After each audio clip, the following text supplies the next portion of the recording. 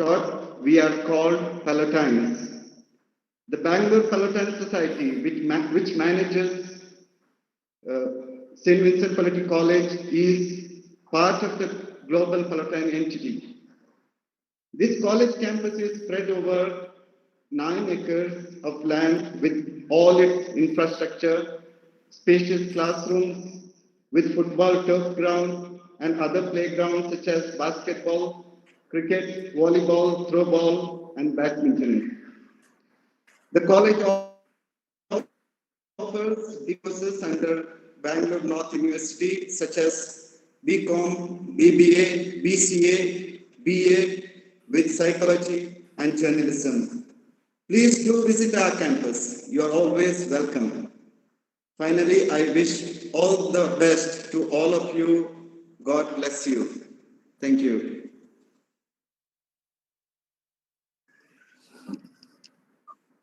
Thank you so much, Father. Thank you. So I would like to brief on the guest of honor. Our guest of honor is Dr. Sairam. He's an academician as well as a researcher and has been teaching for the past 14 years for the students of pre-university as well as undergraduate, postgraduate research scholars. He is quite prominent among the commerce faculty in Bangalore. He has obtained his master's degree in commerce from Bangalore University and has also completed MPhil from Madurai Kamaraj University. Recently, he has been awarded doctorate from Jain University. So he is an UGC NET qualified lecturer and has a very rare distinction of being an accreditation management teacher certified by AIMA. His interest lies on areas of accountancy, finance, and taxation, and also being students' obvious choice. So he has authored a textbook on business taxation, GST, custom duty, which is very well received by the faculties as well as students. So he is currently working as an assistant professor in Government First Grade College, Vemangal, Kolar. So I request Dr. Sairam sir to take over the session. Hello. Sir, you can, hello. Good morning, everyone. Good morning, everyone. I think, am I more audible, Shilpa madam? Yes, sir. Yes, sir. You can proceed. Yes. Thank you, madam. Thank you. Friends, I welcome you all to this particular wonderful gathering here. And just before I start the session, I will just share my screen so that it would be easy for you also to follow. Shilpa madam, is it fine? Is the screen visible? Shilpa Yes, madam, sir. is the screen visible? Yeah. Fine, okay. Fine. Yes, fine. Friends, I'm extremely happy to be amidst you and to discuss few thoughts with regard to opportunities in the post-COVID crisis. And I would like to discuss from Indian perspective or Indian context. Now, before I start the session, let me tell you one thing. Wonderful creativity can be found in classrooms. Now, it is the classroom which creates the best talents. And trust me, it is not only the front bench students, it is also the backbenchers who create wonderful ideas. And they are so creative in their approach that they can break the orthodox rules of the game, and they can think out of the box, and they are the best talents, I would tell you. But the question is, they do not have the focus, or they do not have enough resources so that they could be pushed to the extent in which they can succeed. Friends, once in a classroom on a Teachers' Day celebration, and on Teachers' Day, suddenly all students become so very passionate about their teachers. Everybody says, "Our teacher, you are best. We love you all. We respect teachers, guru." All these would be said on Teachers' Day. Now, on one Teachers' Day celebration, I just walked into a class, and everybody was saying, "Sir, happy Teachers' Day," and fine. Found a boy, and he said, "Sir, happy Teachers' Day." And this was the boy who never used to attend the classes regularly. Even if he was attending the classes regularly, he was not so serious about his subjects. But I liked him a lot. Now this boy stood up and said, "Sir, you are a wonderful teacher, sir." I was shaken for a moment. I thought I getting greetings from this boy was something very interesting. I said, "Very good, you are saying this." He said, "Sir," he did not put a full stop, he put a comma. He said, "Sir, you are a wonderful teacher, but there's only one bad habit in you, sir." I was even more conscious. I said, "Please tell me, let me correct myself so that I can better myself." "Sir, you are a wonderful teacher, but you have only one bad habit. That bad habit is that you keep talking when I'm sleeping in the class." Now, this made me think a lot. Now, I don't expect the webinar participants to give the same answer. "Sir, please don't disturb my good sleep by talking. Any which way, you have the option of muting." Friends, see, this student has become one of the most successful entrepreneurs after 8 years. Today, it's around 8 years from the time I met him. Today is one of the most successful entrepreneurs running a flower bouquet, and he has entered into a contract with nearby villages, and he purchases the flowers from them. And today he runs a wonderful bouquet showroom, and he is very, very successful till the corona crisis started. Friends, after this corona crisis, how was his business doing? I was a little more interested. I met him a couple of weeks back. He said, "Sir, of course, this COVID-19 crisis has come to a standstill. I am not able to do the business as I was doing before. Now, he is trying to see what best he can do so that he can take this forward. And even in this challenging times, he wants to succeed." That was a wonderful aspirational ideas that this boy had. Though he was not very successful as a student, but he has become very successful as an entrepreneur. Friends, now in the next 45 minutes or so, I would be discussing or sharing few perspectives which are not Google contents. Let me tell you, I have not taken anything from Google or any other platforms. Now, these are my own ideas. The moment I was approached for this webinar, I started jotting down few of the points that I can discuss, and all these are my personal ideas, and you're free to accept it. You're free to, I'll be extremely happy if you can contradict and challenge my perspective so that we can have a healthy debate if time permits as well. Fine. Before I could start, I would also like to thank all the teachers who are nothing less than Corona warriors. Reason is, not all faculty members are tech savvy, but this COVID crisis has forced most of us to become little more tech savvy. All of us have started taking the online classes. We are acquainting ourselves with lots and lots of technology, and it has pushed us forward as well. In this crisis, I thank all the wonderful teachers who have put their heart and soul in taking this one online classes. I accept online classes are very challenging. It may not be a perfect replica of the offline classes, but still we are making an effort, and it's just a matter of time. We find ourselves into a situation where online classes would be far more effective than the current situations. Friends, let me discuss with regard to the topic. Now, these are few of the points that I would like to discuss in the due course of time. Friends, let me discuss these point by point, and let me share few of my ideas and what is my perspective with regard to India's economic structure. I have coined this as India's current economic structure, how it is. Now, the first point of that is India is a strong economy. Maybe it is not as robust economy as few of the advanced countries, but fundamentally our economy is quite strong. Again, I repeat, we may not be flamboyant in few of the things as United States of America or Japanese or German economies, but nevertheless, in the few of the sectors that we have concentrated on, we are fundamentally very, very strong. We may not have ventured into most of the other areas, but in the areas that we have concentrated on, we are fundamentally very, very strong.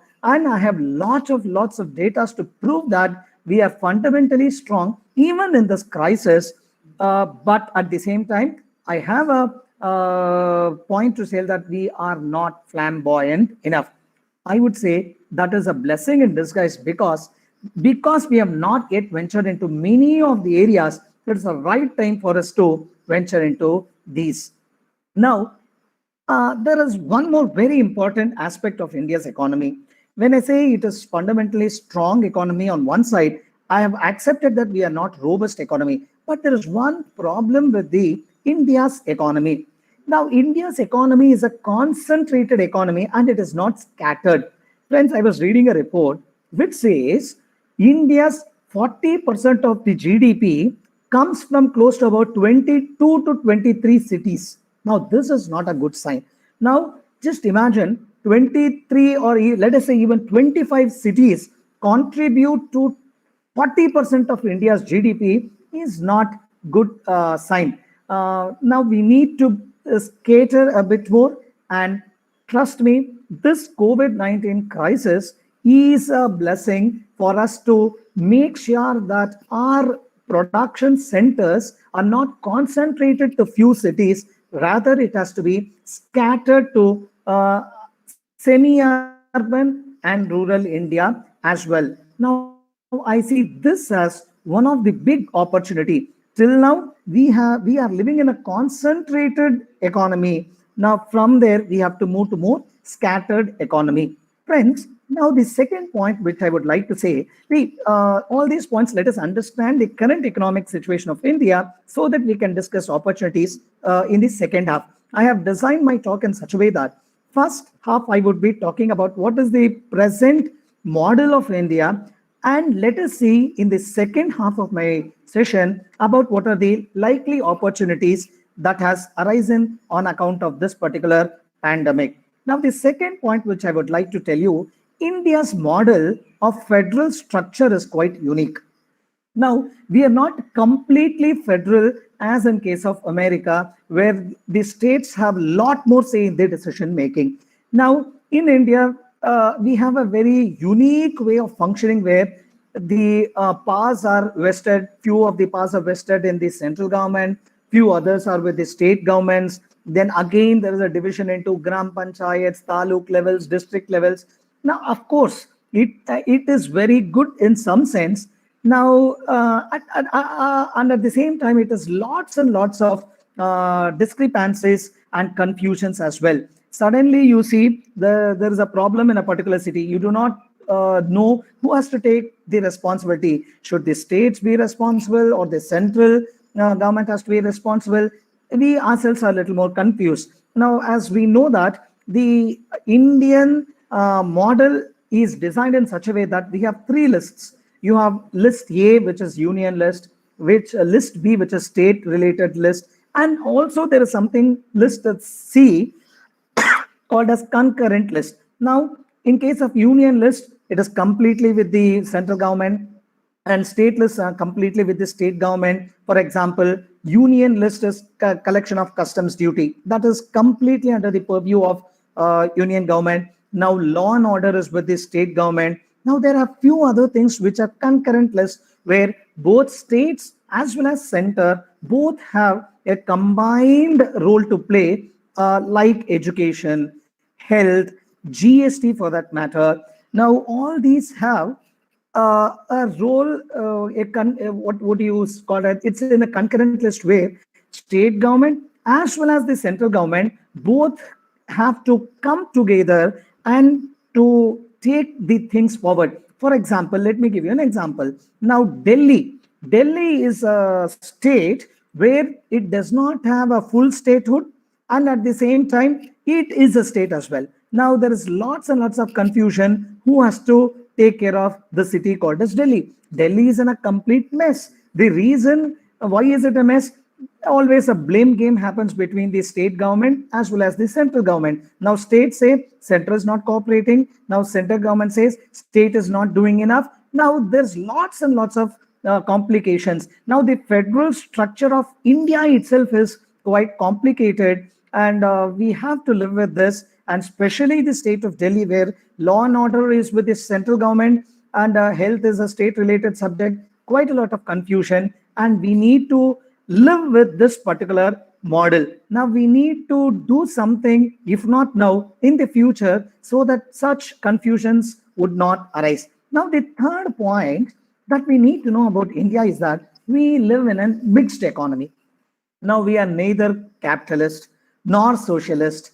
Now we are mixed economy. Actually, mixed economy is chosen so that we can take the best out of the capitalist and best out of the socialist and to go ahead with it. Unfortunately, we have taken worst of both.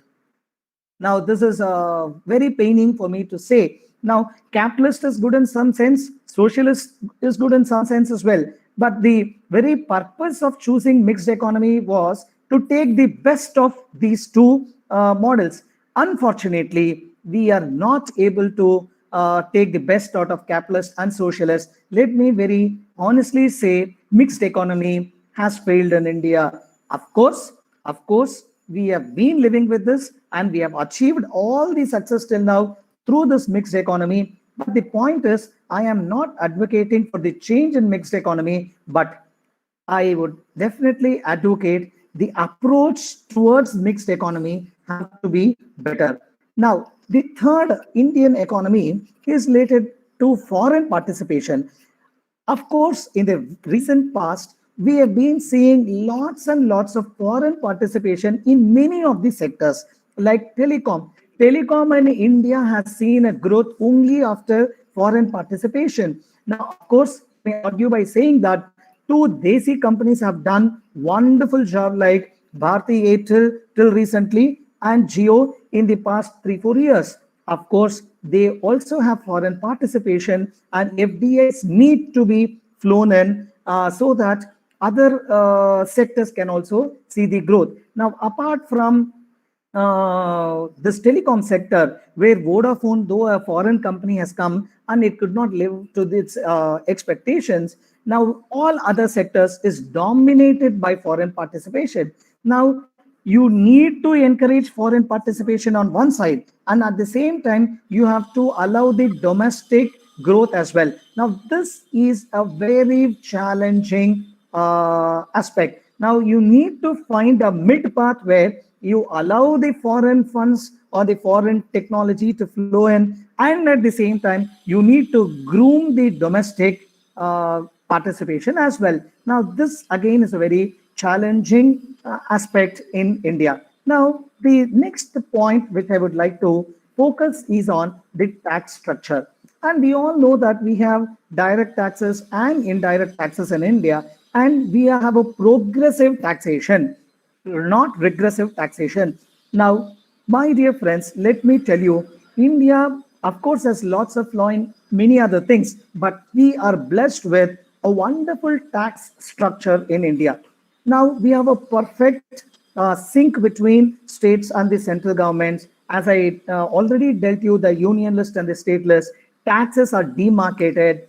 GST is a wonderful tax reform which has come in the recent past. Now, GST's introduction has changed the entire perception about taxes. Now, initially, people were very cynical about GST. But now, when I talk to lots and lots of traders, customers, industry houses, they say, sir, GST is one of the best reforms that government has taken in the recent past. And it's just a matter of time for us to understand the advantages of GST, which we have already seen. And I am pretty sure that in 2 years down the line, GST would be much more productive than before.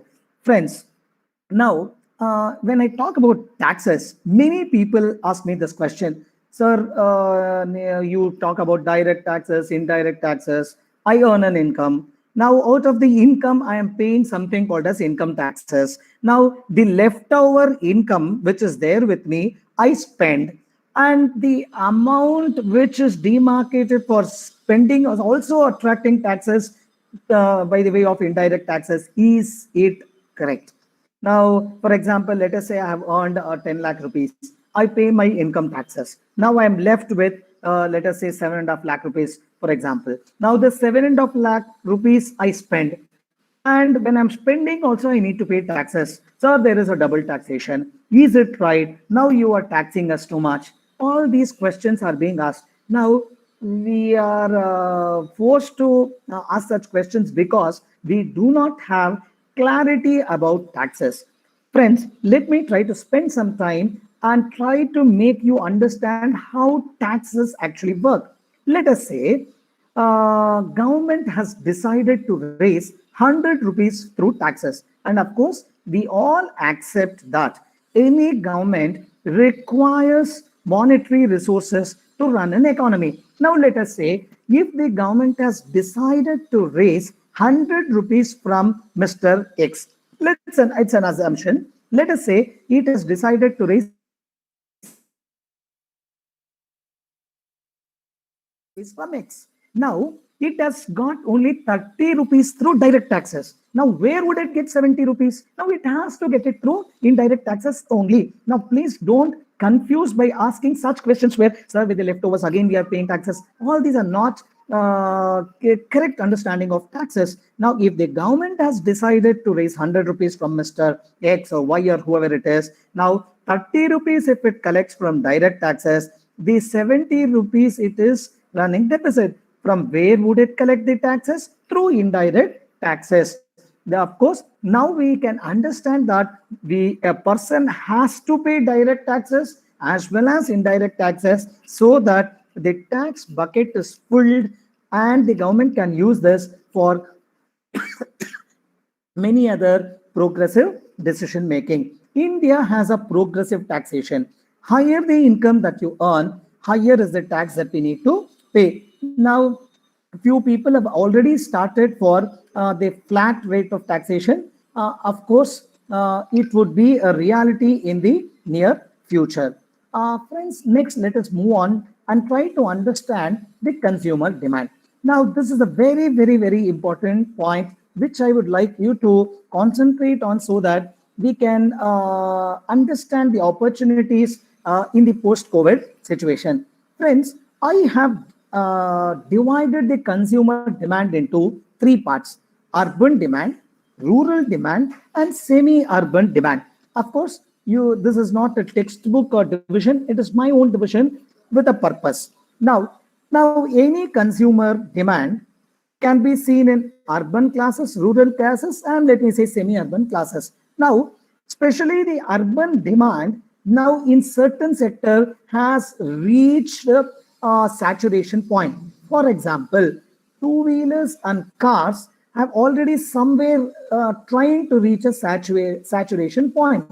Now, let me tell you, prior to the COVID-19 case, let us say in the month of January and February of 2020, lots and lots of talks were happening with regard to slowing down in the automobile sector. I am sure that most of you are following the news, and Maruti Suzuki's car sales had come down, Bajaj Autos two-wheeler sales had come down. Every company, let us take Honda, TVS, all these companies had reported far lesser sales of automobiles. It could be cars or two-wheelers.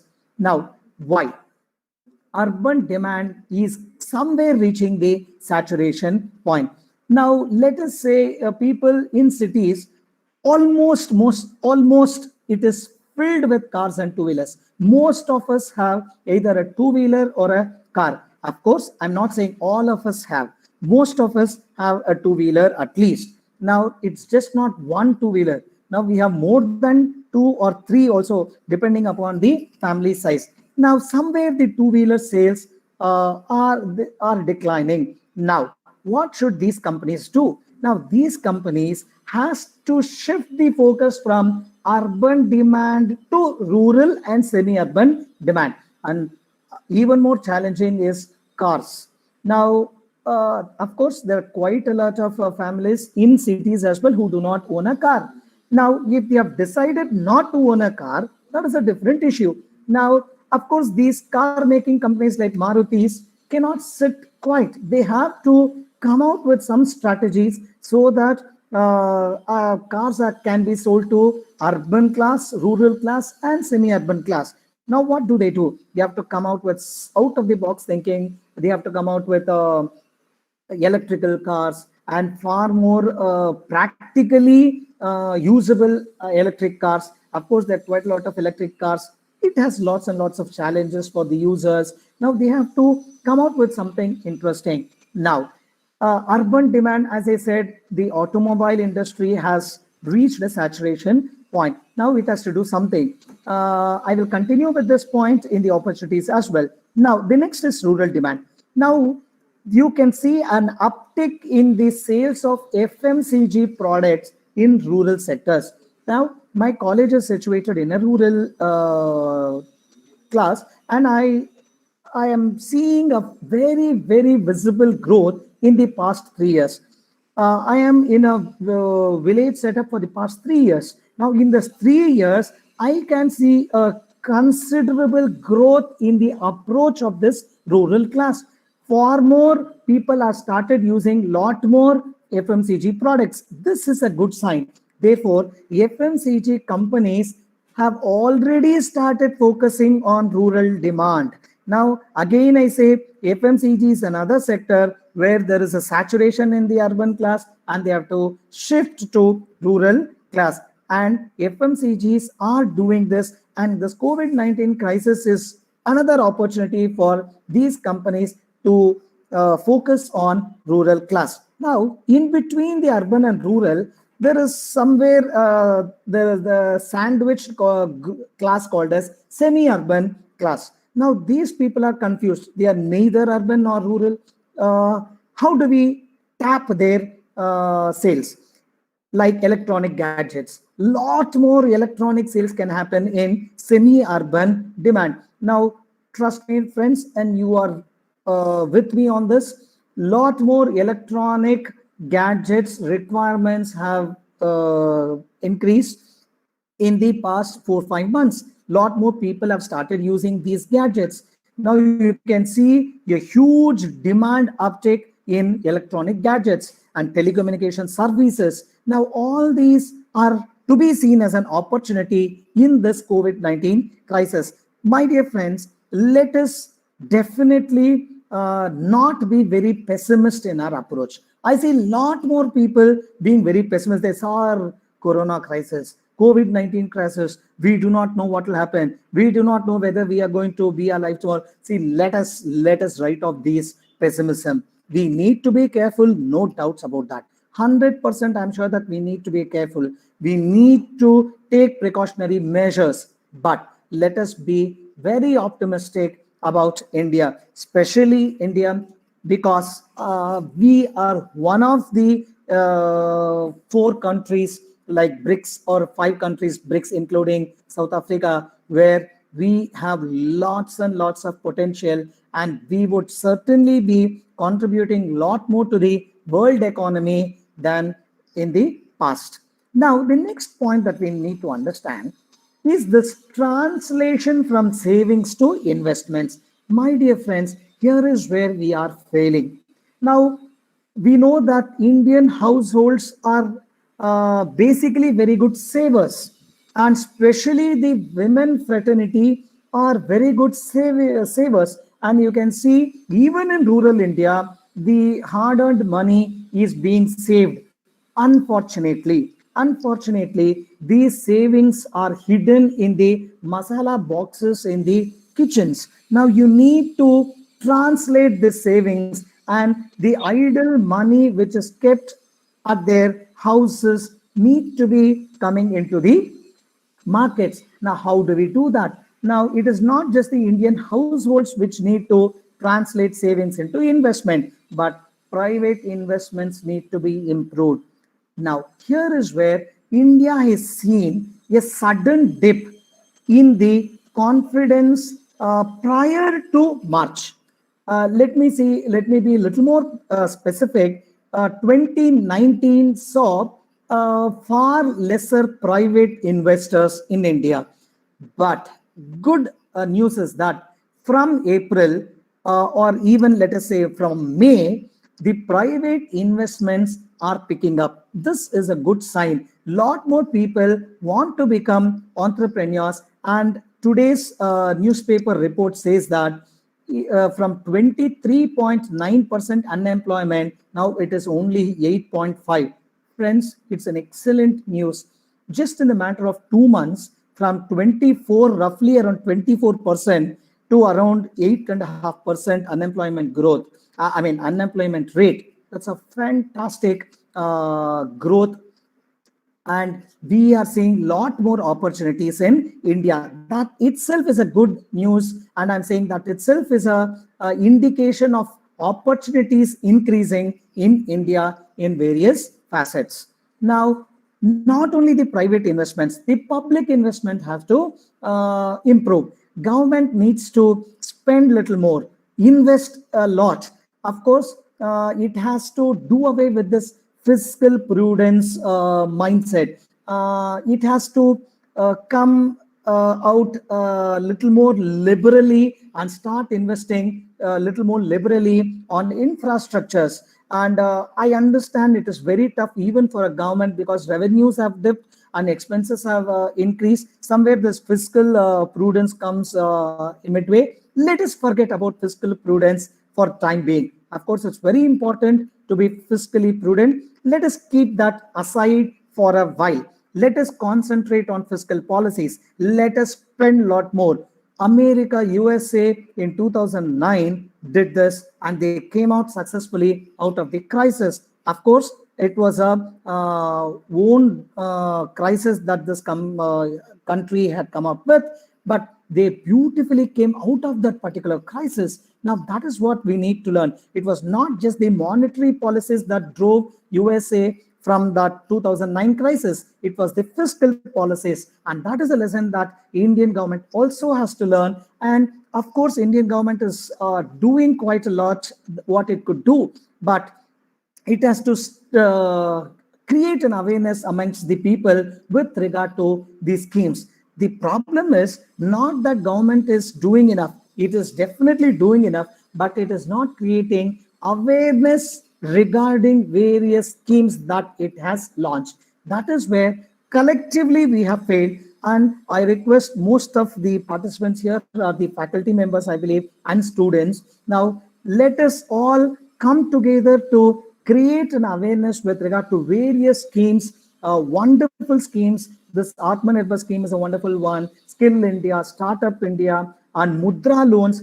In the village setup, many of them do not know about this Mudra loans. Let us collectively join hands to create awareness amongst these people and tell what are the opportunities which are lying, and the government is ready to spend, but there are no borrowers. And for quite a lot of time, Mudra loans was undispersed.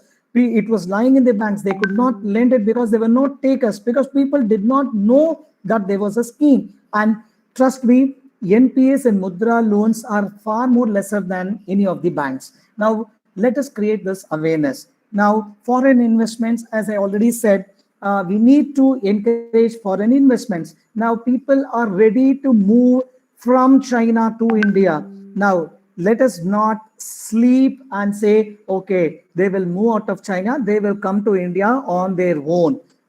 Friends, that is not going to happen. We need to be proactive. We need to go tap that particular opportunity. Friends, the various stakeholders have to be proactive. They have to go approach and ask the companies to come to India and start up their productions. Good news is that in Noida, Samsung has come out with a largest production center. Apple is coming up with a wonderful production centers. Just not that, we need to attract lot more companies to come to India from not only China, from across the globe. Now, the last point which I would like to discuss is that in India, our capital markets is very unique. We have a very strong equity markets, unfortunately, a very weak debt markets. Now, this is the very bad news for corporate India. Now, for corporate India, equity is a costlier instrument, whereas debt is a cheaper instrument. Now, corporate India is unable to borrow money from debt markets, which is a cheaper source of funds, and it has to rely more on equity markets. Now, in India, our debt markets are very, very weak. Of course, we are blessed with a strong equity market. Now, somewhere, something has to happen. Out of the box thinking, again, as I keep saying, has to happen. Our debt markets need to be strengthened. Now, RBI is doing quite a lot of things from its angle, but still it is failing in attracting people to debt markets. Now, one side I keep saying debt markets also should improve. But what is India's big boy Reliance Industries has done? It has borrowed money from equity markets and paid off all the debts. You have been reading in the newspapers for the past 10 days that now Reliance Industries Limited, the biggest corporate company, is now debt free. It has borrowed money from the capital markets through rights issue and divested that money into debt markets. Now, of course, this is not good for any economy. We need to have strong debt markets along with a reasonably good equity markets as well. Now, opportunity for India is in the growth of debt markets. Now, if India can concentrate on growth of debt markets, that would certainly improve the overall picture of India. Friends, now let us connect the dots and see how these sectors can fare in this post-COVID crisis. Now, I put this as India's opportunities. Friends, let me tell you, opportunities are always disguised as hard work. Seldom people realize this. Now, the moment we see something, we say, "Sir, it is very tough. It is impossible. Nothing is impossible." You need to put that a little extra and transform from ordinary into an extraordinary person. Good of these opportunities. For example, let me first take agricultural sector. Now, in agricultural sector, this COVID-19 crisis has certainly shaken the agricultural sector. On one side, you see demand coming down and the supply increasing. Now, what is the opportunity lying here? Allied sectors like cold storage can be improved. Our warehousing sectors facilities can be improved. Now, all these are the allied sectors of agricultural sector, which are broadly put under agricultural sector. Now, the cold storage facilities, the warehousing facilities, the logistics have to improve. From rural India, these have to be shifted to the urban and semi-urban or the rest of the world, let me tell you. And how are we going to do it? Lot more care has to be taken in this transition. Now, agricultural sector can improve multifolds henceforth if at all we are ready to see this as an opportunity. Friends, the next one is the automobile sector. Now, I already told you how in urban India, automobiles sales had reached almost a saturation point. But this COVID-19 crisis has become a blessing in disguise for these automobile sectors. Of course, they would say that 3 months we were under close to about 3 months lockdown, all this period. But let me tell you honestly, this automobile sector people are celebrating or already started celebrating. The reason is now most of us would be fearing to travel in public transport. We are now going to increase our private transportations. Now, this is a fantastic news for automobile sector. Already you could see most of the automobile companies share prices have increased, foreseeing an increase in their two-wheeler sales and car sales. Lot more people are going to have their own vehicles instead of the public transportations. Now, next, pharma continuously seeing growth. The reason is I do not know whether to tell that it's a good news or a bad news. Now, when I say pharma sector is improving, it's a good news for the investors of pharma sector. On the other hand, when I say pharma sector is improving, a lot more people are falling sick. I do not know whether we have to say it's a good news or bad news. I leave it for you to understand. But let me tell you how pharma sector has seen a transition. For example, yesterday at home, my wife was terribly ill and she was fearing to go to a good hospital for various reasons. Now, when she was browsing, she found an online consultations. My dear friends, today most of us have shifting from going to hospital to online consultations over a video call app. The doctor comes live, and he or she speaks to the patient over a video conference. Both of them explain, and they come to a consensus, and prescription is given, and the medicines were prescribed to the patient, and things are done. Now the patient need not take this train to go to the hospital, sit there and be always very cautious about who is next to us, what infections am I going to touch. See the transition. This is a wonderful opportunities for these sectors also to go. The hospitals, the pharma sectors, all this can think out of the box, and they come out with the new models. Online consultation is an excellent model. Now just the education sector is also not far behind. Now hospitality sector, now I put hospitality sector in a very broad perspective. Now I will just include hospitality sector, restaurants, hotels. Now how they have come out with new models. Now of course the parcel service or takeaway services were already there. The Swiggy, Zomato already were there, but still can they do something so that their business is coming back to the normal? Now they have to come out. For example, in Bangalore, there is a very famous hotel, Vidyarthi Bhavan, and most of you in Bangaloreans and people coming to Bangalore would you should never miss an opportunity to visit this particular hotel. Now, Vidyarthi Bhavan last week, I was just seeing, I also happened to visit through that place. I saw it coming out with a new model. They had a glass shields in between the two people. Now, this is a fantastic idea. Now, what it has done, now Vidyarthi Bhavan is now almost limping back to normal sales. He says it is around 70% to 80% of the normal sales. Now, that is a huge improvement. What has Vidyarthi Bhavan and other hotels done?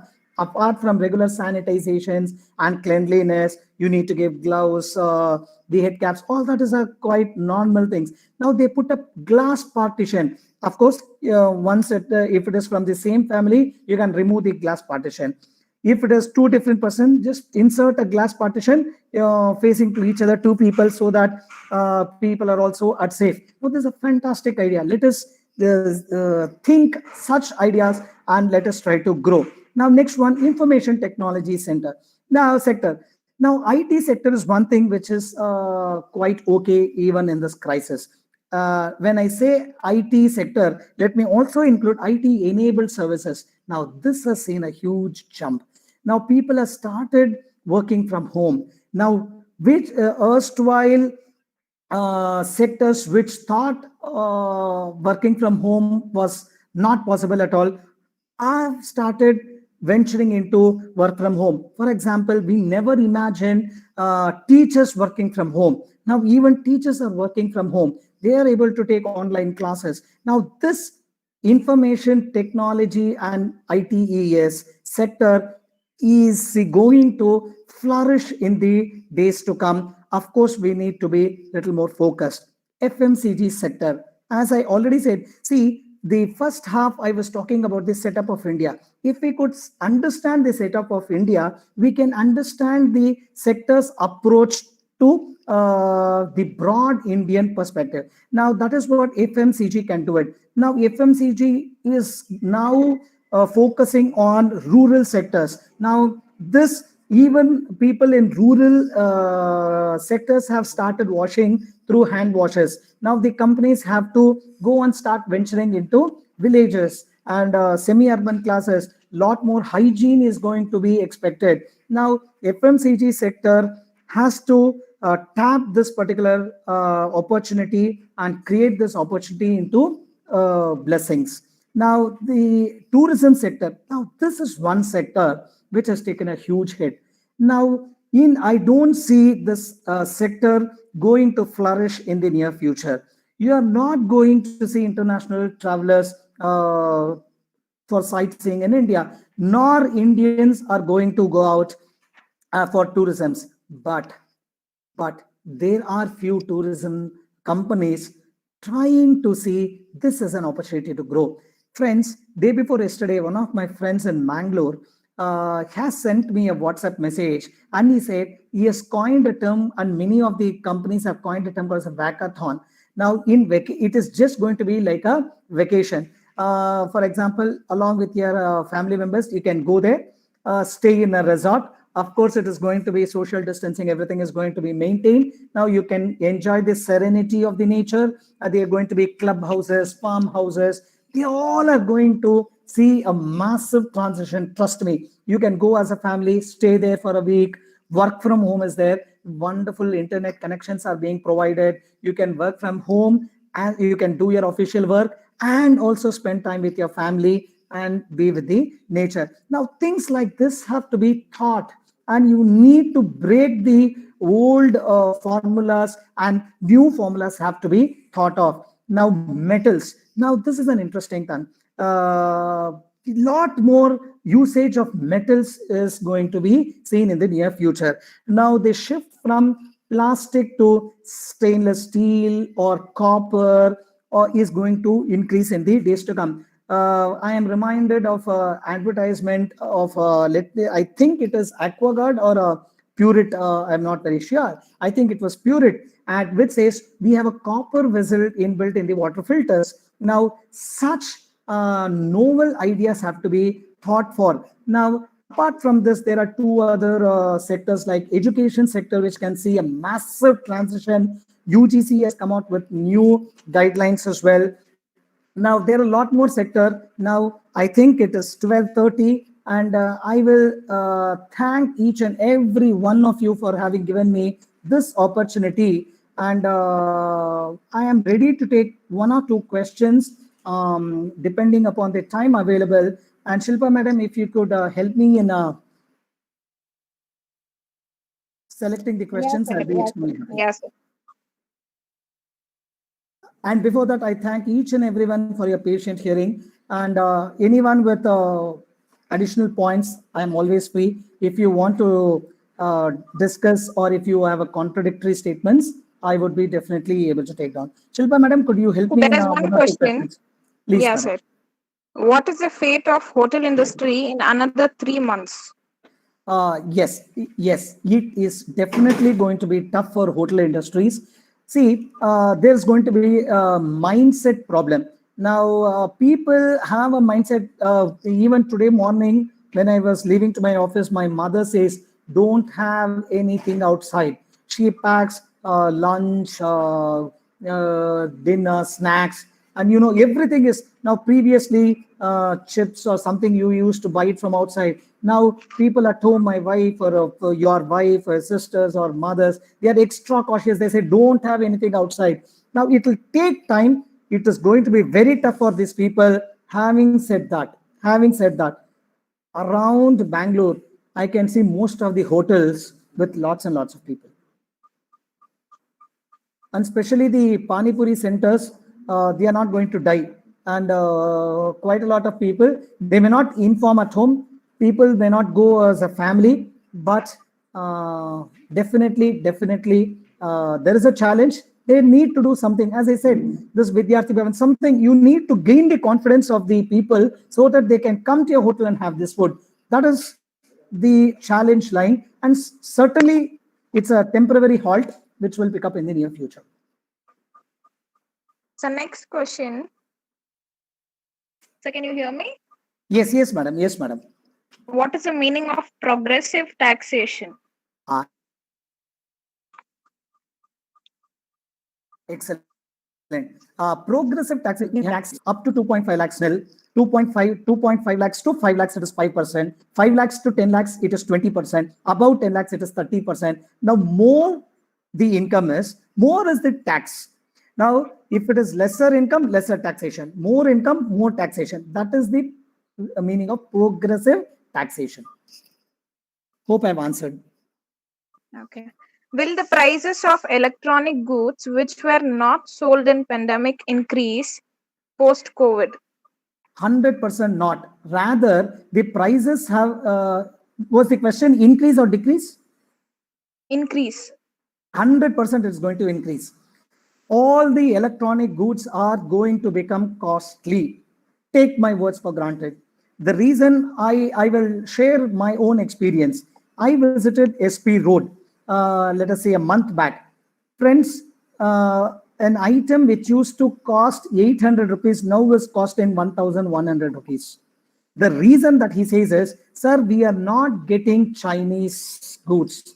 Now, let me take this in a very optimistic way. Of course, we are complaining that electronic goods are becoming costlier. Now, why not we be a little more opportunist and optimistic by saying that, okay, now Chinese goods are not coming. Let us not, why not produce these goods? Let us take this as an opportunity to produce goods in India.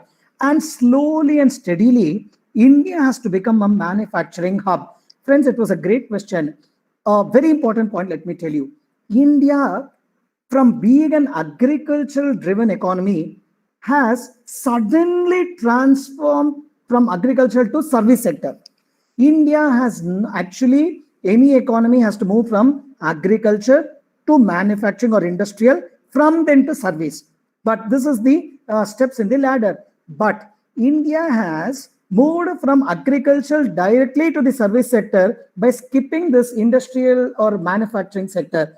Now, of course, we had few manufacturing sectors in India which were doing extremely good, but by and large, we have not been the manufacturing hub. Now, this is an opportunity where India can tap that potential, and that skip was a very good skip in that time in 96 to 2002.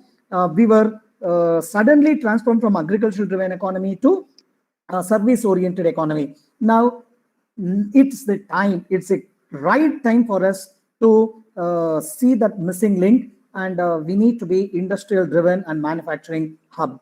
And if we, it will take time, it will take 2 years, a minimum of 2 years for us to become a manufacturing hub, and lot more investors are investing in this manufacturing companies.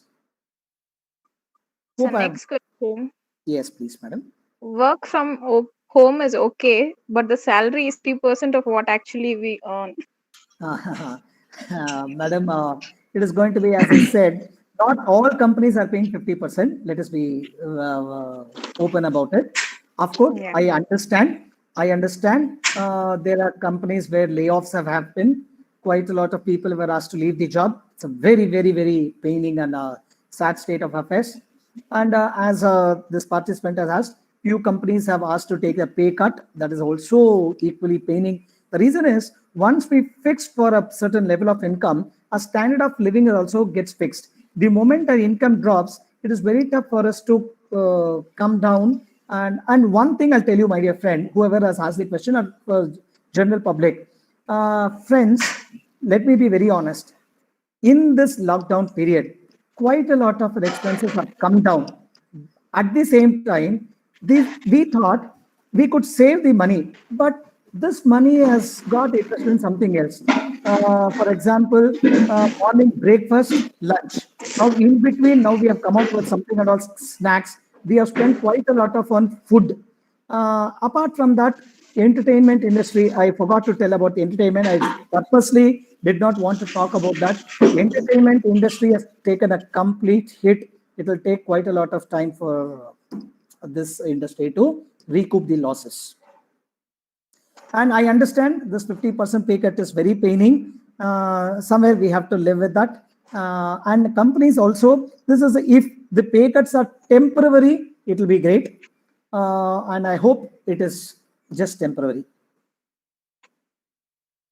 So next one, will this current situation affect the employment aspects of fresh graduates? Not at all. I would tell it in this way. Old graduates will be given the pink slips, and the fresh graduates would be hired robustly. I'll tell you the reason is, the fresh graduates are a lot more tech savvy. That itself is an additional qualification that companies are expecting today. For example, let me take any industry for that matter, and education. A teacher, he may be however good in his teaching, but if he does not know how to use a computer, he would be sidelined. Rather than a fresh MCom or a postgraduate who is likely to come to the teaching, he would be preferred because he knows how to conduct a Google Meet, Zoom Meet, online classes, live streaming, all these. Now, but having said that, I urge all these fresh graduates to equip yourselves to the required demands of the industry. You need to put efforts for that. If you put the efforts, I will 100% tell you, you have a slight edge, not just a slight edge, very thick edge over the existing people. Companies are ready to lay off the existing people if they are going to get good hands. So online education, the future norms for teaching. Will it be the future norms? uh, it is going to be 100% it is going to be.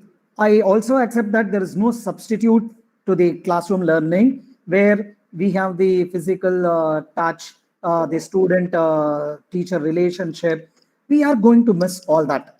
We are definitely going to miss all that. There's no second thought about that. Of course, I say the best learning has to happen in the classroom where there's a physical relationship between the student and teacher. When I say this, please take it in a very positive way. Do not misinterpret my statements.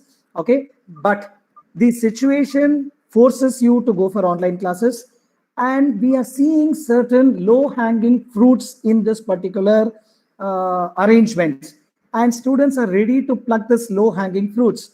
Uh, and even teachers, for that matter, are ready for this online classes. They need not travel. They can sit at home. They can do that. Of course, it's a low-hanging fruit. It is going to be the future norm because yesterday UGC has come out with a circular and they're going to give students the credits from Swayam courses. Now, this is a fantastic decision by UGC and it will help students. Now, this is what I say. Yesterday, UGC has come out with a circular. How many of us know about this circular? We do not know. That is what I say. Government or the allied institutions are taking enough steps, but it is not reaching the ultimate beneficiaries. It has to go to the students. He has to enroll into the Swayam portal, choose the courses and clear his degrees. And it is going to become, and it's going to be like somewhere only in extraordinary cases, you have to meet the faculty members. Otherwise, it could be online.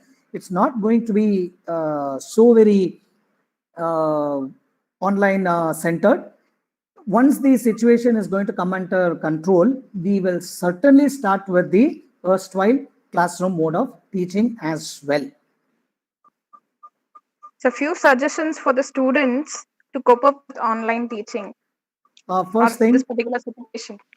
yes, first thing you have to be a lot more focused. I have seen quite a lot of students. They enter the classes, put video on mute, audio on mute, and do other works. In such cases, it's definitely not going to happen. You need to be a lot more focused. My dear friends, let me be very honest in telling that the students in the classroom who were very active in the classes are active in online classes as well. Who was not so interested in the classrooms are not interested in the online classes as well. And I have heard quite a lot of people, my faculty friends saying that, sir, classes ಮಾಡಿದ್ರೇನೆ ಬರಲ್ಲ in online class ಗೆ ಬರ್ತಾರೆ. And that was proven wrong. And one more thing, what happened was the moment we started the online classes and all, initially out of 100, we could see around 70, 75 students logging in. Slowly after a week, it came to 60. Now it is only 30. And what is his suggestion if students has increase your focus? And rather than suggesting students how to cope up with that, I would suggest teachers to cope up with that. And that would be a better suggestion, not to students, but to teachers.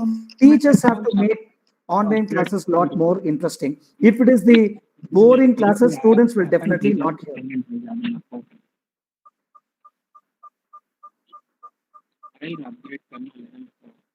If it is the same old boring lectures, I am sure that students would lose interest. Teachers have to improve their online classes. That is what I feel. I suggest teachers to do something more innovative, creative, so that students should be in queue to attend your online classes. So all other questions were almost similar to the questions what you answered before. Okay, madam. So we can end the question and answer session now. Thank you. Thank you all. Thank you so much, sir. Now I request our principal, Professor Arogiraj Nicholas, to address the gathering. Yeah, good afternoon to all. Am I audible? Yes, sir. Yes, sir. Yes, sir. Yes, sir. You Yeah. can continue. First of all, I would like to apologize for joining you all late because of some technical issues. So, warm greetings to all the participants, academicians, research scholars, corporate delegates, member of faculties, and my dear students. On behalf of St. Vincent Pallotti Management, I would like to thank all the participants for joining our national webinar on opportunities in the post-COVID crisis and Indian perspective. Thank you all for your overwhelming response. We had participants across all parts of Karnataka. Apart from that, apart the states, Tamil Nadu, Haryana, Andhra, Telangana, Delhi, UP, Gujarat, and etc. So we are very happy to have our today's speaker, Dr. Sairam, and I was supposed to actually introduce him. So it's my privilege. I would like to introduce few more details about him. I think the HOD has already given an introduction. Apart from it, I would like to add few more of his qualities. So as you all have heard a wonderful session about the opportunities, and thank you, sir, for highlighting so many important aspects. My And pleasure. it was really an enlightening session for both staff as well as for students to equip ourselves to a modern teaching as well.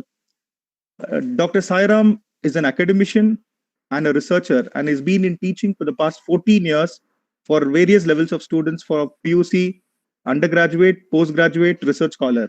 He's quite a prominent among commerce faculty in Bangalore and Bangalore University as well. He has obtained his master's in commerce from Bangalore University. He's also completed MPhil from Madurai Kamaraj University. Recently, he's been awarded doctorate from Jain University. He's a UGC NET qualified lecturer and is also has a very rare distinction of being accredited management teacher certified by IMA. His interest lies in the area of accountancy, finance, taxation, and has been an obvious student's choice. He has presented several research papers at national, international level. He's also published various research articles in reputed national and international journal. He has bagged the Best Paper Presentation Award at an international conference held at Annamalai University. He has also bagged another Best Paper Presentation at an international conference organized by WCC Chennai. He has delivered many guest lectures at various colleges on topics such as stock market, investments, personal finances, tax planning, accounting standards, budget analysis, and few to mention. He has also awarded with Jawaharlal Nehru Gold Medal Award by GEPRA for his excellence in the field of teaching. He is also a recipient of a prestigious Bharata Shiksha Ratna Award in the year 2014. He has authored textbook on business taxation, GST, custom duties, which is very well received by the faculty and the student. He is also honored by HKBK Degree College in recognition of his excellence in the field of teaching. Currently, he works as an assistant professor in Government First Grade Degree College, Vemangal in Kolar. And to add on to this, I would like to inform all the participants he's been recently appointed by Government of Karnataka as a member and consultant for online affiliation process, which will be common throughout the Karnataka. For this, we congratulate you, sir. Thanks a lot. Thank you for accepting our invitation to lead this webinar and making it as a successful one. Thank you, participants. Thanks a lot. Thank you so much, sir. My pleasure, sir. My pleasure. Thank you all. Thank you all. Thank you so much, sir. Now I request Ms. Raushin Taj to give the vote of thanks.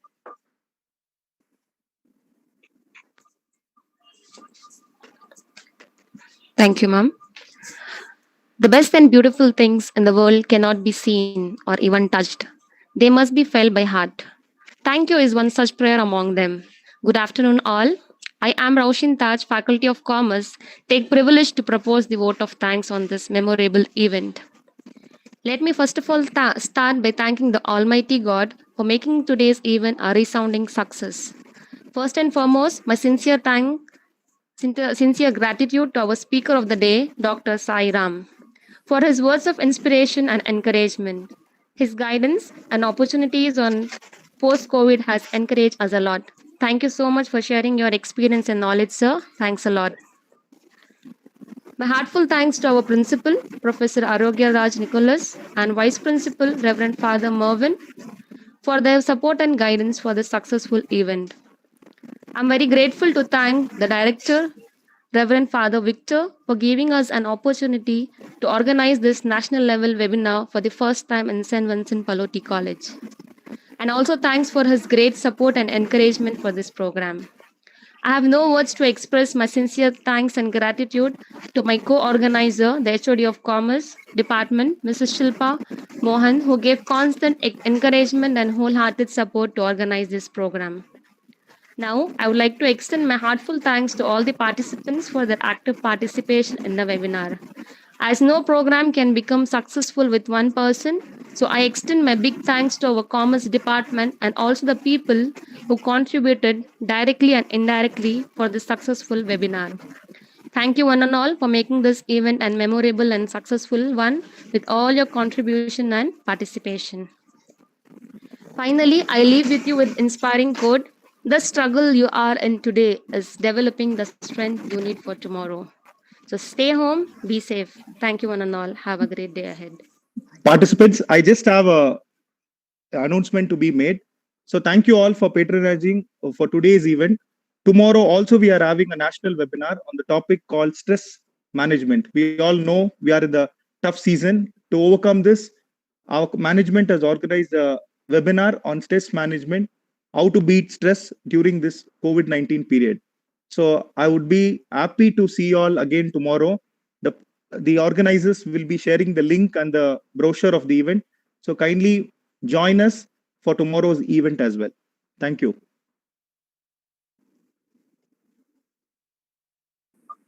Thank you so much, everyone. Please do fill the feedback form. You will be receiving the certificates by 1 week.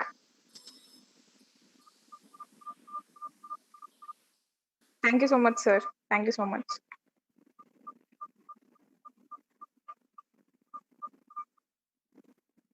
Participants, please do not leave until you finish your feedback form. Please stay connected. Fill your feedback form and then you can leave.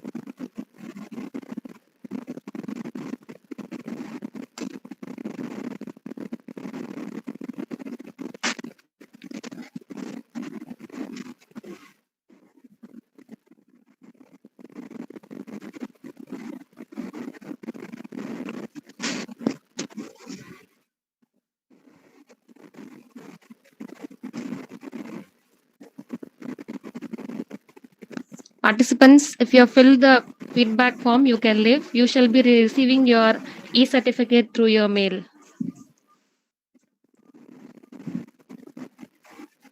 Thank you one and all. You can exit.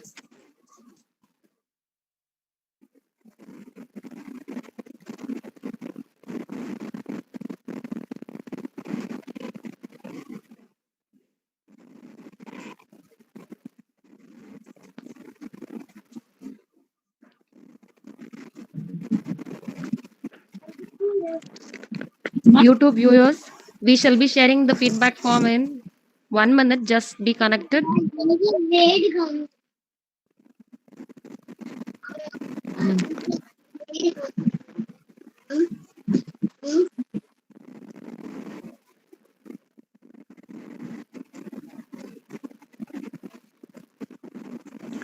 YouTube viewers, please check your chat box to fill the feedback form.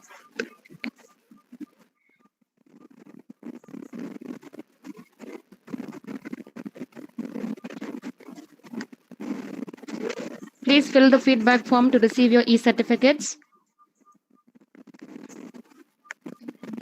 Thank you. Roshin. Roshin. Yeah, sir. Yeah, sir. Tell me. Can you share the tomorrow's programs link in both YouTube as well as in Yeah, Google sir. Meet? One second. Yeah, Yeah, quickly.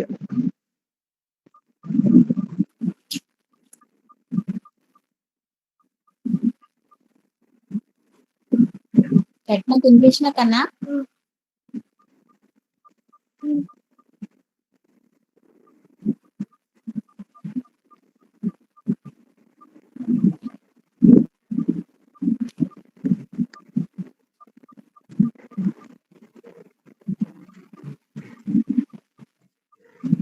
బీరకాయ పుట్టు పొద్దున్న తిన్నా కదరా బాగుందిగా పెట్ట మరేమేను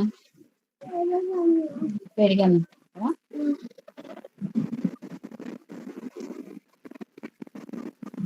మరి అది లేదుగా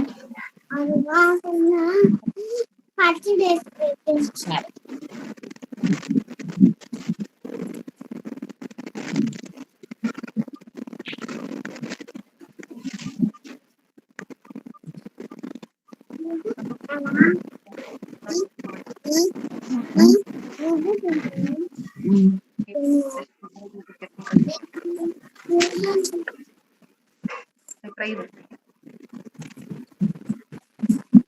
Registration link only in that